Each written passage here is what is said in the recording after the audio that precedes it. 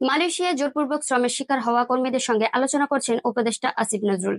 বুধবার 14 মে স্থানীয় সময় বেলা 11টায় মালয়েশিয়ার নেগেরি সেম্বিলানের মেডিসিরাম এসডিএন বিএসডিতে জোরপূর্বক শ্রমের শিকার বাংলাদেশি কর্মীদের সাথে আলোচনায় বসেন উপদেষ্টা আসিফ নজরুল। এ সময় কর্মীরা তাদের দীর্ঘদিনের সমস্যা তুলে ধরলে সমাধানের আশ্বাস দেন তিনি। এদিকে বন্দর শ্রমবাজার নিয়ে দ্বিপাক্ষিক বৈঠকে অংশ নিতে মালয়েশিয়ায় অবস্থান করছেন প্রবাসী কল্যাণ ও বৈদেশিক কর্মসংস্থান উপদেষ্টা ডক্টর আসিফ নজরুল। জোরপূর্বক শ্রমের শিকার কর্মীদের সঙ্গে আলোচনায় আসিফ নজরুল সিন্ডিকেট মুক্ত বন্ধ শ্রমবাজার উন্মুক্ত করতে মালয়েশিয়াস্থ বাংলাদেশ হাইকমিশনের সামনে প্রবাসীদের মানববন্ধন ও স্মারকলিপি প্রদান করেন। সময়সূচি অনুযায়ী বুধবার 14 মে তিনি নেগেরি সেম্বিলানের মেডিসিরাম এসডিএন বিএসডি জোরপূর্বক শ্রমের শিকার বাংলাদেশি কর্মীদের সঙ্গে মতবিনিময় করেন।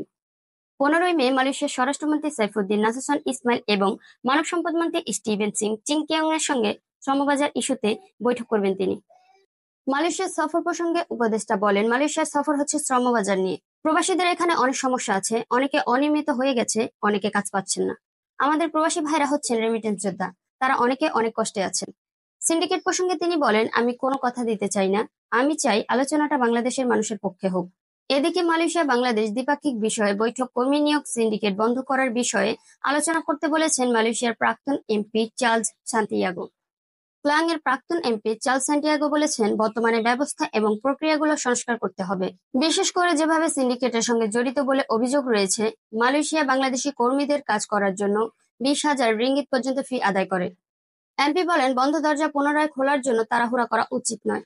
এদিকে সিন্ডিকেট মুক্ত বন্ধ শ্রমবাজার উন্মুক্ত করতে মালয়েশিয়াস্থ বাংলাদেশ হাইকমিশনের সামনে মানববন্ধন করেছেন প্রবাসীরা। শেষে তারা হাইকমিশনারের মাধ্যমে প্রধান উপদেষ্টার বরাবরের স্মারকলিপি দেন।